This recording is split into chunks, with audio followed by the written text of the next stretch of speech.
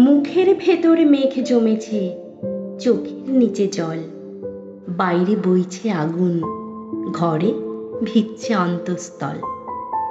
অন্তঃস্থলে বসে আছেন যিনি, তাকে আমি একটু একটু চিনি। তিনি আমার দুঃখ বোঝেন, আর বুঝত অশ্বিনী। অশ্বিনী আজ দুদিন বাড়ি নেই, মোবাইলটাও বন্ধ করে আছে। কথা বলতে চাইছে না আর, যেন ভুল বুঝছে কত না সহজেই। নিখিল ভারী মজার মানুষ, কলেজ দিনের চেনা। ভালোবাসতো একটু, কিন্তু বলতে চাইতো না। আমি বুঝতাম ওকে দেখে, ঠাট্টা করে বলতো, কত বললাম তোকে, লেকে পেহলা পেহলা প্যার, চল চল না যাই লেকে। তারপর তো মেঘের ভেতর কত মুখের শাড়ি, ভেসে এসেছে স্রোতের মতো সময় ব্রহ্মচারী।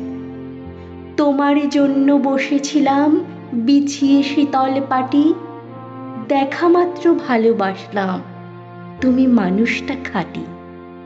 হঠাৎ সেদিন অফিস ফেরত গোল পার্কের তীরে, নিখিল একা দাঁড়িয়ে আছে অনেক হাজার ভিড়ে। রেস্তোরাঁতে গিয়ে বসলাম। ভালো আছিস? উত্তর না দিয়ে তাকিয়ে রইল অনন্তকাল, দুহাতে হাত নিয়ে। উদাসী সেই ক্লান্ত চোখে কেমন যেন মায়া, হাতের ওপর হাত রইল, ছায়া ঘনাইল ছায়া। সেই ছায়াতে অশ্বিনী কি দাঁড়িয়েছিল দূরে? তা নইলে উড়ো খবর অমনি অমনি ওড়ে। তোমার জন্য ছিলামই তো, তোমার জন্য আছি। নিখিল শুধু সেই পুরনো হারানো নাক ছাবি, ঠাম্মা হয়তো দিয়েছিলেন হারিয়ে ফেলার জন্য। তোমার যা যা সব আছে, কেউ নেয়নি যৎ সামান্য।